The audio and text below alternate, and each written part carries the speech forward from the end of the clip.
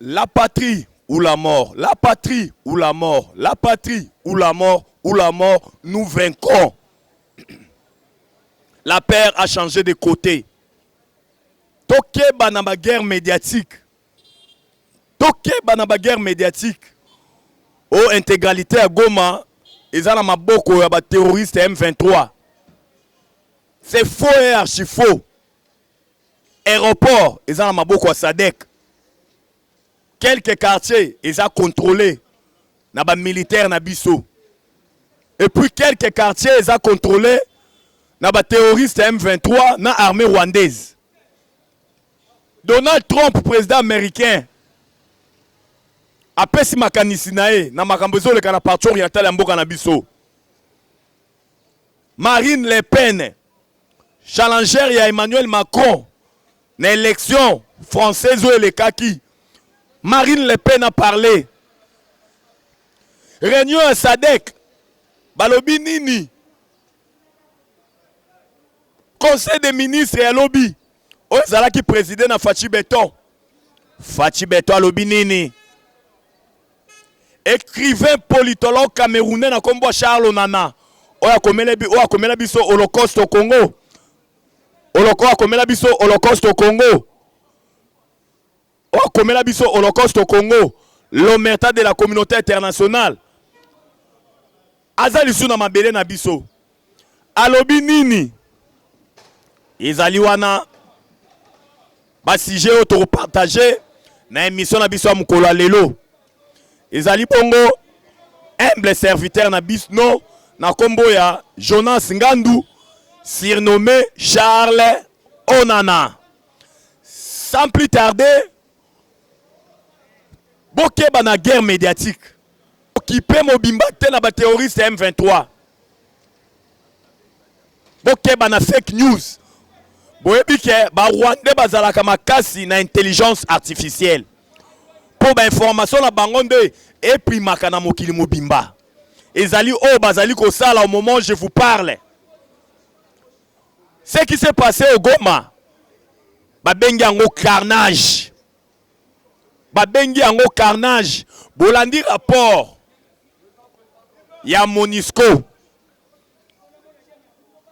Plus de 700 morts. Je dis bien, plus de 700 morts. Ba morgue nyonso ya Goma eza bondé na bibembe ya bato. Ba hôpital au moment où je vous parle na Goma. Plusieurs blessés. Bazali wana. Pona nini carnage oyoyo? Pourquoi trop de morts? Au moment où je vous parle, les terroristes M23 bazo contrôler Goma Mobimbate. Bokeba na guerre médiatique. Tous 8 ans que sololana bande kolobi na Goma pour rétablir mai na courant. Tous 8 ans que sololana bango. Totuni bango bisika bazali. Soki ba terroristes M23 bazar. Balobi awa bazate awa ezalaka ba wazalendo na ba FRDC. Ba wazalendo na ba FRDC. Tokeba na guerre médiatique. Aéroport ya Goma au moment où je vous parle. Et simba mina maboko ya Sadek. Sadek nazo contrôler aéroport ya Goma. Yango tolobi, nous allons nous battre. Parce que trop c'est trop. Oezo le kana parti oriental ya mboka na biso ça n'est de trop. L'omerta de la communauté internationale est comme à niveau moko, il y a complicité. Trop c'est trop. Ce qui s'est passé na Goma est un carnage. Batu bakufi, ba Rwandais o bakanisa ki ba okutana na guerre facile. Ba bimisi lobby, bibembe na mituka, vous n'aurez même pas l'idée zokende Rwanda. Il y a ba militaire rwandais o bakufi. Boyebi ke bakota ki plus de 10 000. Pour bazwa ville à Goma ba échoué. Bazo contrôler quelques quartiers. Air RTNC oyo bakanisaki baoya kozwa armée na biso elongolaki baémetteur nyonso ya RTNC Goma. Aéroport ya Goma eza na maboko ya SADC. La paire a changé de côté. Kagame aza isolé diplomatiquement. Bazo prévoir même ba sanction. Boyebi ke mboka o Rwanda na mokonzi na bango le sanguinaire Paul Kagame bazwaka ba aide ya mokili mobimba na valeur ya plus d'1 milliard de dollars. Boyebi ke ba utilisaka auto bengi fonds de commerce génocide rwandais, plus de 800 000 Rwandais tués. O mokili mobimba yo ke la rabango mawa ba pesa rabango plus d'1 milliard de dollars chaque année. Oh lelo ba Rwandais na les sanguinaires président bango Paul Kagame bakomi isolé diplomatiquement. Bamboka nyonso balobi non, ça n'est de trop. Ba rapport nyonso ya ONU et la kisi boni. Ba militaire no bazala na Congo pour déstabiliser le Congo. On mekio zwa ville Goma, au bengisi, au kotisi plus de 10 000 militaires na yo. Oh bakoki pas même kozwa Goma, Goma emeli bango. Bamboka msusu komi ko prévoir même ba sanction. Bolandi boni. Allemagne akati coopération moko ezalaki en gestation en cours entre le gouvernement rwandais et l'allemand. Oh il fallait ba pesa bango mbongo ebele chaque mois. Allemagne akati yango. Alobi retirer ba troupe na yo M23 pe abima. Bon moni ba aventurier à Union européenne. Oh bazali ko prévoir maintenant comment il faut baka taper coopération militaire na bango na Rwanda. Bon boni. France a commis ko brandir ba sanction. Mais nyonso anezali ba menace verbale. Toza na pose ya ba sanction. Charte ya Nations Unies lobby. Mboka moko so agressé mboka moko, il y aura des sanctions. Pourquoi cette politique de 2 poids 2 mesures? Regardez ce qui se passe en Ukraine. Les Russes ont été sanctionnés.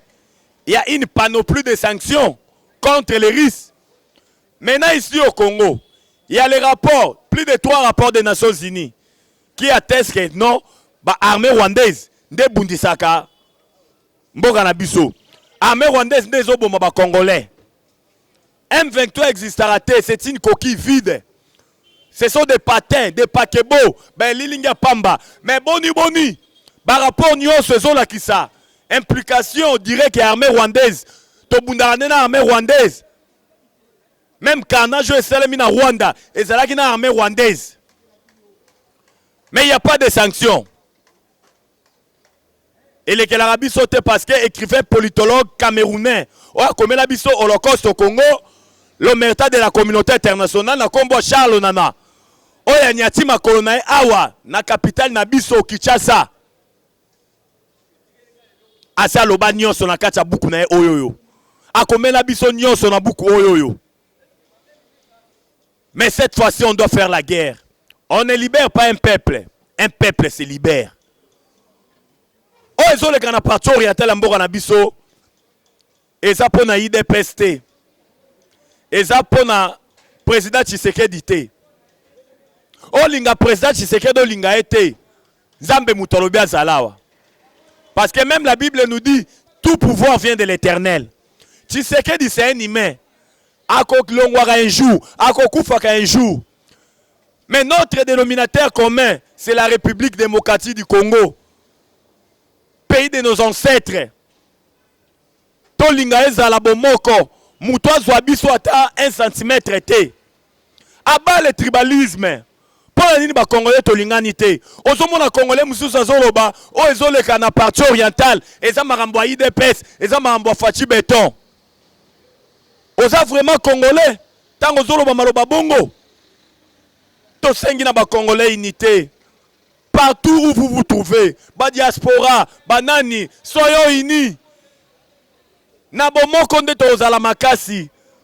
Totika ba langage tribal, totika ba langage excitant la xénophobie, totika la haine tribale. Tozana plus de 400 ethnies. Tolinganaka, tobalanaka. Abat le tribalisme, abat le pillage. Pillage ezong simboka na biso sigma. Yango tolobi tokeba na guerre médiatique. Goma est contrôlé par nos vaillants militaires dans le quartier Moussoussou. Et ça dans le quartier Moussoussou, M23 ont contrôlé. Aéroport ya Goma est dans la maboko ya Sadek. RTNC, tolongola ki ba émetteur nyoso. Cette fois-ci, on doit faire la guerre. Gilles César Alobi, c'est lui qui fait la paix, prépare la guerre. On doit se battre. On ne peut pas accepter cette humiliation. Non. Un petit pays comme le Rwanda, non, non, non, non, on ne peut pas accepter ça. On doit se battre. Yangoto Sengina ba Congolais de père et de mère, restons debout. Restons debout. Le pays est en danger. Notre pays est menacé. La balkanisation. Oh, Emery Patrice Lumumba Loba. Ezali déjà en gestation. Mais Kosimbate. Pour biso ba Congolais de père et de mère, Tolobaka, Dieu est Congolais. Mboka na biso soki nzambete. Toyebite ndenge mboko elingaki ezala. Mais nyonso eza na contrôle ya Nzambe. Parce que ba Congolais basambelaka makasi. Marine Le Pen a parlé. Boyebi Marine Le Pen azanani. Marine Le Pen azalaki challenger Emmanuel Macron na ba élection na bango oyo eta koleka. Marine Le Pen a outi ko condamner Union européenne. Alobi o ezoleka na Congo. Union européenne a complice. Union européenne a zali wana pona ko piller ba richesse ya Congo. Tout ce qui se passe au Rwanda zo sala, Matoi Mangongi, il y a les sanguinaires Paul Kagame, na armée nae, eza Union européenne. Marie Le Pen a lobby, Union européenne, botika ko piller ba richesse ya Congo à travers le Rwanda. Rwanda za mwana bitinda na bino, bo pekisaye. Bokota na Congo na grande porte, botika ko piller ba richesse ya Congo à partir ya ba Rwandais, bazo boma ba Congolais, po bazo ba minéraux, ba tekela rabino, ba pesa rabino yango fele. Marie Le Pen a parlé. Elle a dit non, ça doit cesser, ça doit prendre un terme.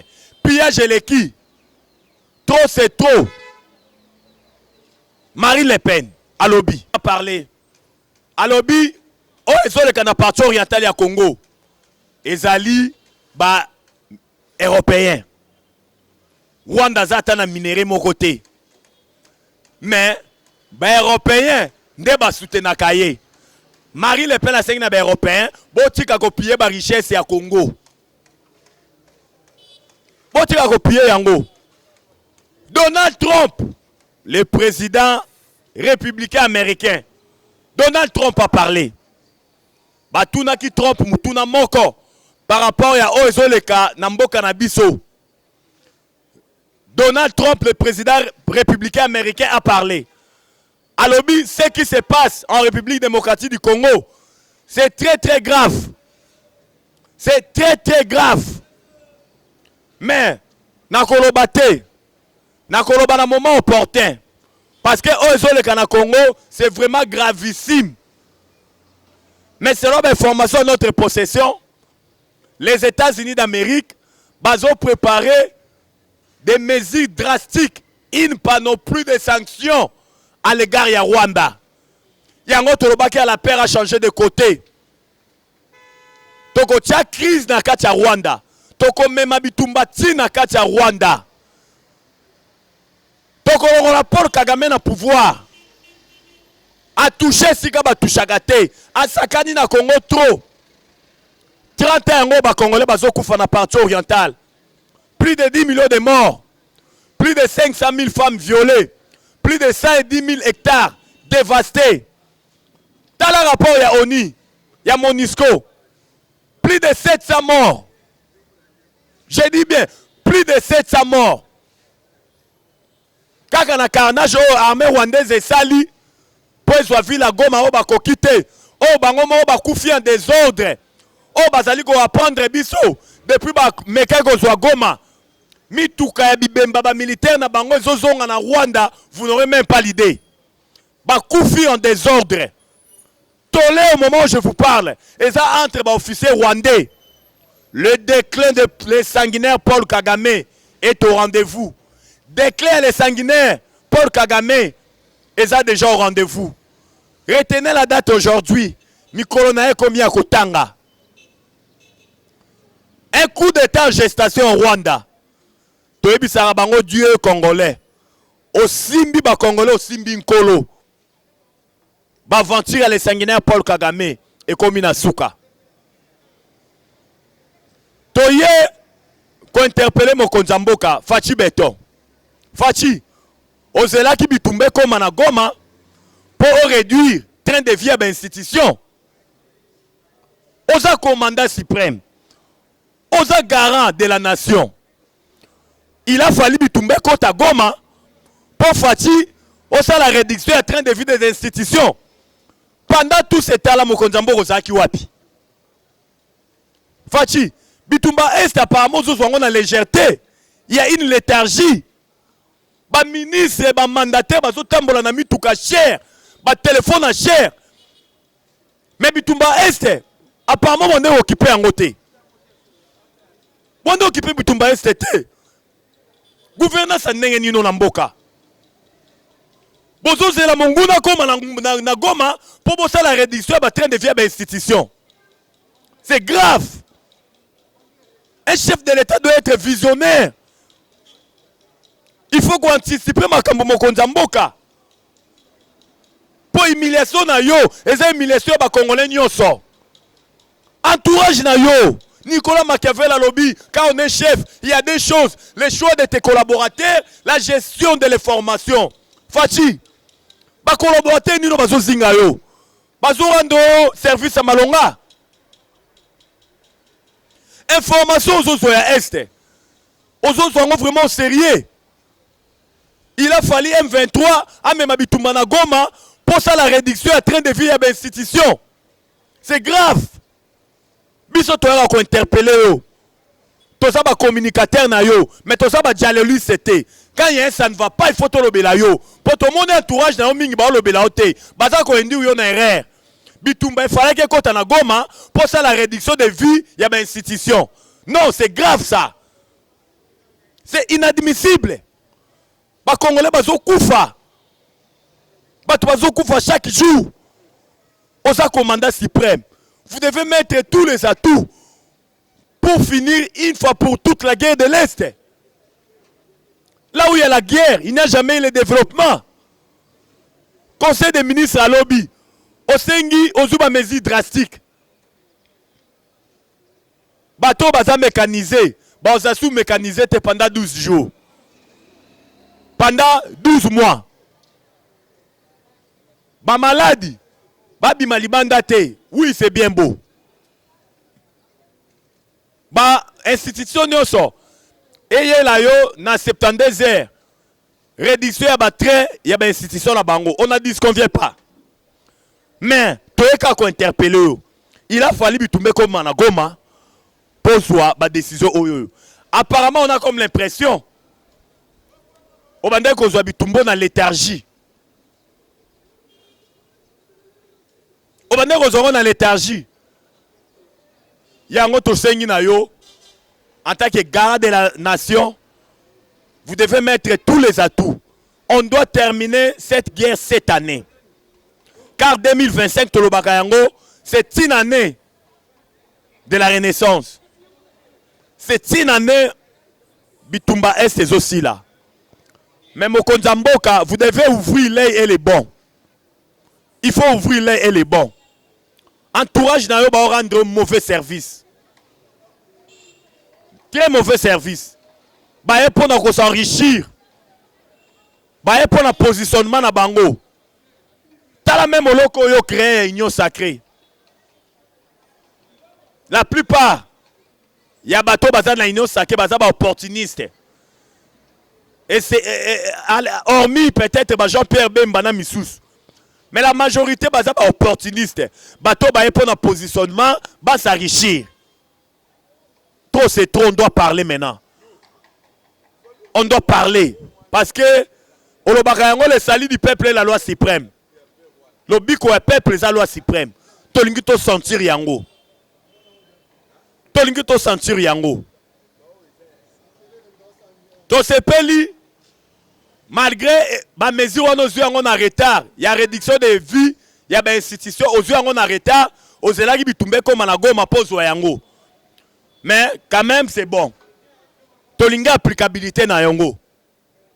Tolingi applicabilité na yango ezala au rendez-vous. Tolingi effort de guerre ezala au rendez-vous. Les militaires bazala très bien équipés, très bien payés. Tosi li sabitumba oyo. Parce que nous avons tous les atouts de terminer cette guerre dans un bref délai. Mais c'était une question seulement de la volonté. Le roi a une volonté oyo. Bitumba n'est aussi là. Car Tolobaka, biso ba Congolais de père et de mère, Dieu est Congolais. Dieu est Congolais. To sepeli na ba résolution zomi na conseil des ministres, il y a lobby. Et puis to sengi na yo. Au réunir les deux chambres et le parlement, ont déclaré officiellement la guerre contre le Rwanda. To sepela ki na maloba ya ministre na biso de défense, Guy Mwadiavita. Oya loba ki ke. On doit faire maintenant la guerre avec le Rwanda. On doit se battre. Si nous voulons la paix, on doit préparer la guerre. Parce que ça n'est de trop. Quand on parle aujourd'hui de 700 morts, malgré les militaires rwandais qui ont fait belé dans 700 morts rwandais, mais les Congolais peuvent koufi, population koufi. Au-delà, il y a 10 millions de morts au Koufa il y a de cela 30 ans. Na bato ba koufi, na 4 jours il y a bitumba na goma oyo. Baza ebele.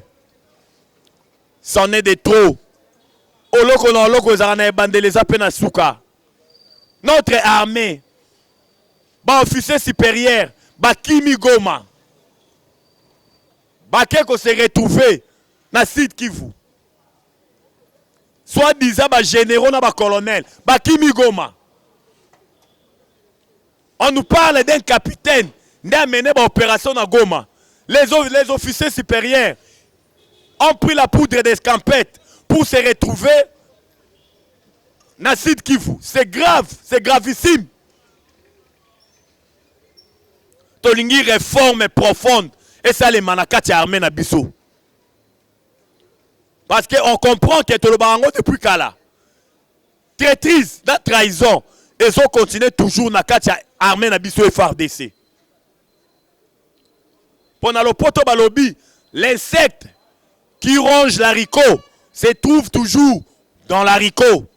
Nyamalia ka lidesu, azalaka na katia lidesu. Et ça, ils ont le na katia armée na biso. Une armée de brassage, mixage, laissée par Joseph Kabila. Un président faible. Un président qui a facilité la traîtrise, la trahison, l'infiltration au sein de notre armée. Mais tu verras aujourd'hui certains Congolais, Bazolo Bakabila Zonga, na pouvoir. C'est gravissime. Tosengi na pasteur ya Liloba Konde, asa la batouana délivrance, a prophétisé la Bakongolo Bazoloba, Kanambe a détruit Mboka Oyoyo, Azonga l'issue na pouvoir. Un président faible. Depuis que le Congo est Congo, on n'a jamais connu un président faible comme Joseph Kabila, qui a facilité l'infiltration, la traîtrise au sein de notre armée. Une personne qui mérite la pendaison par rapport à Oya Tikeli Biso Namboko. Yango Biso va Congolais de père et de mère Tolobi. La guerre de l'Est. Ba mataba kita togolonga yango. Sommet à Sadek et Salema Kilobi. Ba pays contributeur ya ba troupe bazana Est à Sadek. Ba sangana ki. Ba zuba résolution ko équiper lisusu. ba militaire baza na front ya SADC na ndenge ya malunga. SADC a recommandé pe solution ezwama d'une manière ya makasi po bitumbe sila. SADC a recommandé ba troupes rwandaises o eza na Congo babima. M23 a se retiré na mboka na biso. Basengi pe dialogue et ça le m'a d'une manière inclusive. Oh biso to boité. Mais na dialogue wala biso to senga ba désarmer M23 to cantonner bango bazonga na vie civile. Pour M23 za na baza ba paté, baza ba pakebo, baza ba lilinga pamba. To bundarande na armée rwandaise. M23 existera te. Ba wilingo mana baza ba malanda ngulu. Ba existera te. Mais makambo zo le kana est et ko toucher Afrique centrale mobimba. Ce qui communauté internationale a utilisé toujours omerta. Na makambo bango ba yebi me ba okanga munoko. Et ko toucher Afrique centrale mobimba. Ça sera une guerre régionale, sous-régionale. Bolanda ki boni, président sud-africain Ramaphosa, na le sanguinaire Paul Kagame. Boni, président sud-africain Ramaphosa, azo kebisa le sanguinaire Paul Kagame. Ayebisi que soko continuer sur na aventure na yo, o simbili sou ba soda na sud-africain, okomona. Yepe Kagame lobi naza prêt pour l'affrontement. Ça sera une guerre sous-régionale. Tolobaki awawa, Mikolo ya le sanguinaire Paul Kagame. Atie Moussa Pesika Basim Barate. Déclin na ezali déjà au rendez-vous. Mikolo ya le sanguinaire Paul Kagame eza rotanga. Un coup d'état en gestation à Rwanda. Tolé ezali entre ba officier rwandais na ba militaire na bango basili na Goma. Bazo kufa bazo comprendre te. Oleki na quartier ba beto lisasi okufi. Au moment où je vous parle, aéroport na lobaki angwa eza na maboko ya SADC. Lobito sololi na batu na Goma. Eza na ba quartier mususu tilelo, eza na maboko ya FRDC. M23 zomona na penza te. Ba toucher sika ba touchara te. Bakoyoka yango. La paix a changé de côté. Bamataba kita. Notre cause est tellement juste. La guerre de l'Est. Tokolonga yango. Tokolonga. Avec Dieu nous vaincrons. Tokolonga yango. Au moment où je vous parle, écrivain politologue camerounais Nakombo Charles Onana a foulé Mabele Mboka na biso. Charles Onana Zaliawa. Charles Onana est réconforté ba Congolais. Charles Onana est olakisa ba Congolais que ceux qui bozabo moko nde bokolonga. Charles Onana lobby. Silence à la communauté internationale et comme Sabinoté. C'est quelque chose où ils ont déjà préparé depuis Kala. C'est quelque chose où ils ont préparé depuis Kala. Il y a de cela 30 ans. La vie des Congolais ne vaut-elle pas une vie d'un Ukrainien ou d'une Ukrainienne? Pourquoi cette politique de déploiement des mesures? Les Congolais sont considérés comme des cobayes.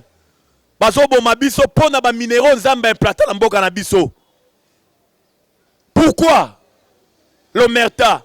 Charles Onana lobby, peuple congolais, bozala debout. Bozolonga bitumba ya este. Ane oza ane ya suka. Ba aventure ya impérialiste na bana bitinda na bango ba rwandais et komi na suka. C'est la fin, c'est le déclin de le sanguinaire Paul Kagame. Trop c'est trop. Trop de morts, c'en est de trop. Ça doit cesser. Ça doit prendre un terme. Togoshite na opposition ya nzala. oyo facha loba opposition ya nzala oyo baza mpona korouler mpona baimpérialiste na basango na bacardinaux tozobenga soki cardinal. Notre pays est agressé. Goma a été attaqué. Opposition à Nzala bayokana ki basala marche lelo. Une opposition faible. Bakokite. Une opposition incapable de faire une déclaration, de montrer, de donner leur position. Tu comprends que c'est une opposition qui roule pour les impérialistes, qui roule pour les sanguinaires Paul Kagame. Ambongo, cardinal Ambongo, tu es où? Ambongo, tu es où? Un cardinal médiocre. Très très médiocre. On a connu les cardinaux dans ce pays. Mais aux alliés cardinal à Liboso, à médiocre. Tu ne mérites pas d'être appelé cardinal. Tu es hyper médiocre. Tu es là pour critiquer. Mais population Goma bakoufi. Olobi nini? Omoni. Bozoya ba cardinal. Pobo se pelisa ba Rwandais. Pobo se pelisa ba impérialiste. Ozo banga soko lobi. Esika bozora mbongo mindele ba okata. Kagame wa soutenaka yo, okata o soutenir yo. Ambongo c'est un étranger. Tu ne mérites pas, comme j'ai allé dire, d'être appelé cardinal. Tu dois quitter le Congo.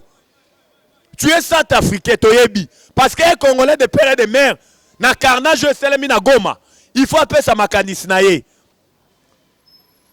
Tu comprends que vos arabes étrangers, vos arabes congolais te, boti kamboka na biso, le Congo appartient aux Congolais. Boti kamboka na biso à l'aise. Boti kamboka na biso à l'aise.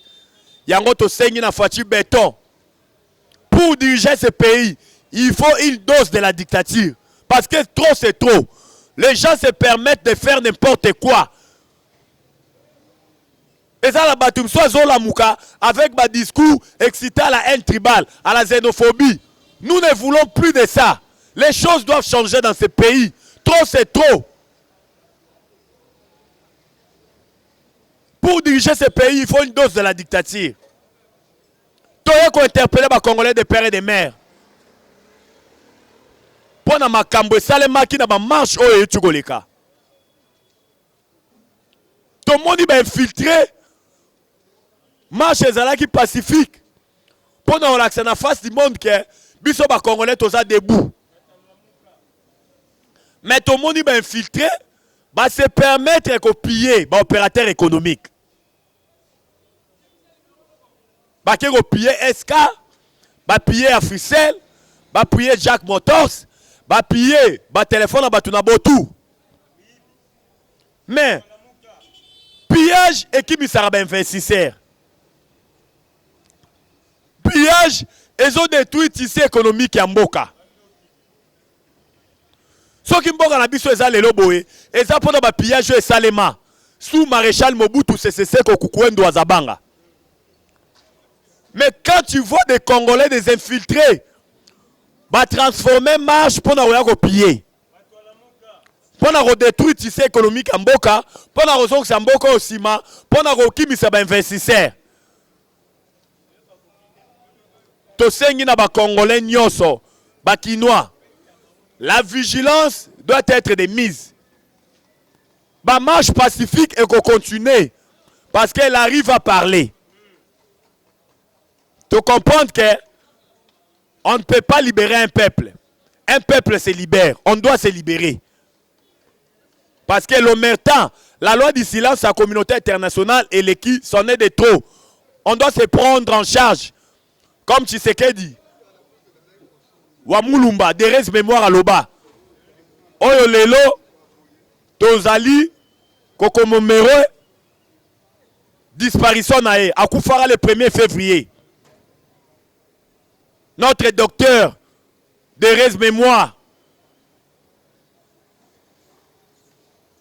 Yango biso ba Congolais de père et de mère Tolobi, abat les pillages. Tobandaki na émission na biso Tolobi. La patrie ou la mort. La patrie ou la mort. la patrie ou la mort, nous vaincrons. Tokolonga. Car Dieu est congolais. Tolobi abat le pillage. Les marches pacifiques vont continuer. Nous allons continuer à marcher. Nous allons continuer à marcher. Parce que François Mitterrand Loba, la démocratie, c'est la dictature de la majorité. Majorité à peuple congolais na Congo Mobimba. Tolobi, pas de négociation avec les terroristes de M23. Pas de dialogue. Nous allons nous battre. Les marches vont continuer. Toroyaro programmé jour ya ba marche awa. Parce que Tolobi Bitumba il faut si là une fois pour toutes. Et puis ils aussi là à nous. Donc c'est peli na bravoure. Il y a nouveau gouverneur, il y a Nord Kivu. Na kombo ya Général Somo. Oyo lobby akitaki na Beni. Alakisi bravoure na ye. Toza na posa ba militaire à Bongo. Toza na posa ya ba gouverneur ya Bongo, ba patriote, mwana mboka. Akiti lobby na Beni. Il faut toyeba ke na niveau ya Nord Kivu. Eza na ba territoire oyo bitumbeko tité. Oyo eza contrôlé par nos vaillants militaires les FARDC. Lokola Walikale, bitumba ekoti na territoire Walikale te, bitumba ekoti na territoire ya Beni te, bitumba ekoti na territoire ya Butembo te. Qui puissance de fait, ya FRDC, ba repousser bango trop de morts. Mituka eko zwa bibembe. Armée na biso le fait que c'est une armée professionnelle. Ba sali repli ba zongi, ba permettre bango ba zwa ba corps. Pour ba rapatrier en Rwanda. Lobi ba kufa ki en désordre na territoire ya Kayele. Na niveau ya Sud Kivu. Ba kufi en désordre Mbangweri, ba kimi en désordre. Yango tolobi la guerre sera longue et populaire. Tokozongi sabitumba esike bandaki. Tobundaka na ba Rwandais. Lokola tolobi na munoko bayoki te, tokozongi sabitumba bisike banda. Parce que l'omerta de la communauté internationale, ça n'est de trop. Trop de silence. Mais ils le savent tout. Avec des rapports des Nations Unies, montrant l'implication de l'armée rwandaise sur les sols congolaises. Le M23, c'est une coquille vide. Nous nous battons avec l'armée rwandaise. Oh, bazo Sibir, ba perte énorme.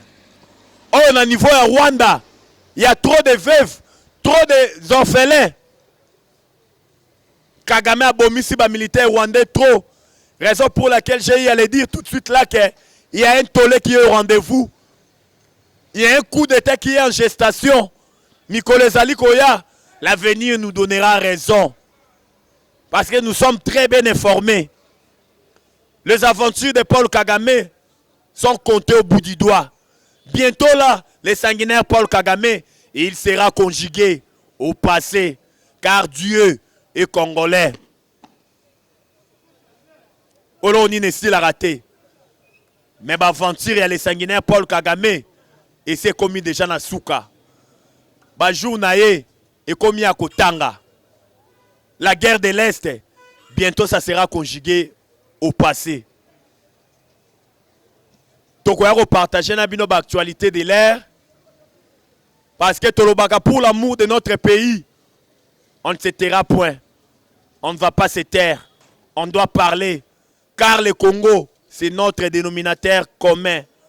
Notre pays a une superficie de 2 345 410 km².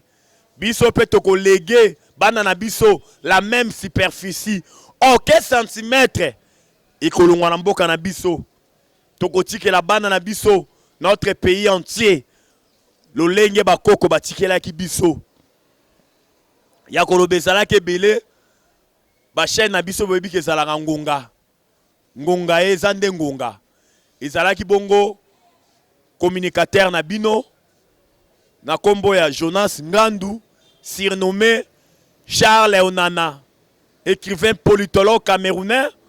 Au moment où je vous parle, à la Kachambo Canabiso, pour sensibiliser les Congolais. Mon numéro, c'est plus 243 89 77 525 44.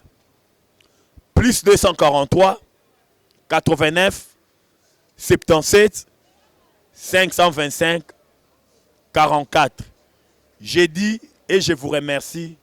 Ciao.